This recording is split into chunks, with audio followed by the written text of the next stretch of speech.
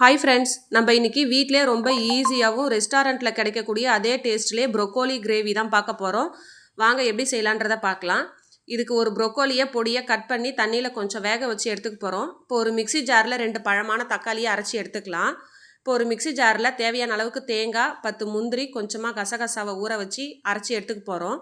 இப்போ ஒரு கடாயில் கொஞ்சமாக ஆயில் சேர்த்து 1 ஸ்பூன் சீரகம், ஒரு சின்ன துண்டு பட்டை, 2 வெங்காயத்தை பொடியை கட் பண்ணி இது கூட சேர்த்துக்கலாம். வெங்காயம் வந்து கண்ணாடி பதம் வந்தால் போதும், ரொம்ப வதங்கணும்னு அவசியம் கிடையாது. இப்போது இது கூட ஒரு சின்ன துண்டு பச்சை மிளகா, 1 ஸ்பூன் இஞ்சி பூண்டு பேஸ்ட்டு பச்சை வாசனை போகிற வரைக்கும் வதக்கி எடுத்துக்கலாம். கூடவே கொஞ்சம் கருவேப்பிலையும் சேர்த்து வதக்கிக்க போகிறோம். இந்த கிரேவி வந்து ரெஸ்டாரண்ட்டில் கிடைக்கக்கூடிய அதே டேஸ்ட்டிலே கிடைக்கும். இது வந்து ரொம்பவே சூப்பராக இருக்கும். சப்பாத்தி கூட, வெரைட்டி ரைஸ் கூட சாப்பிடக்குள்ளார டேஸ்ட்டு அல்டிமேட்டு. இப்போ அரைச்சி வச்சுருக்கிற தக்காளியும் இது கூட சேர்த்து வதக்கிக்கலாம்.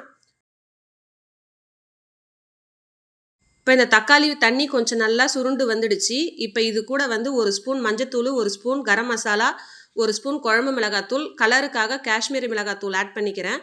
அப்புறம் இந்த கிரேவிக்கு தேவையான அளவுக்கு கொஞ்சமாக உப்பு சேர்த்து, கொஞ்சமாக தண்ணி சேர்த்து கிளறி எடுத்துக்கலாம்.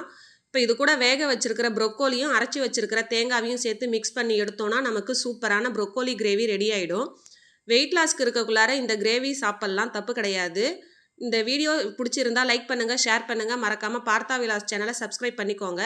நீங்களும் இந்த கிரேவியை உங்கள் வீட்டில் ட்ரை பண்ணிவிட்டு எப்படி இருக்குதுன்னு கமெண்ட் பண்ணுங்கள். Thank you friends.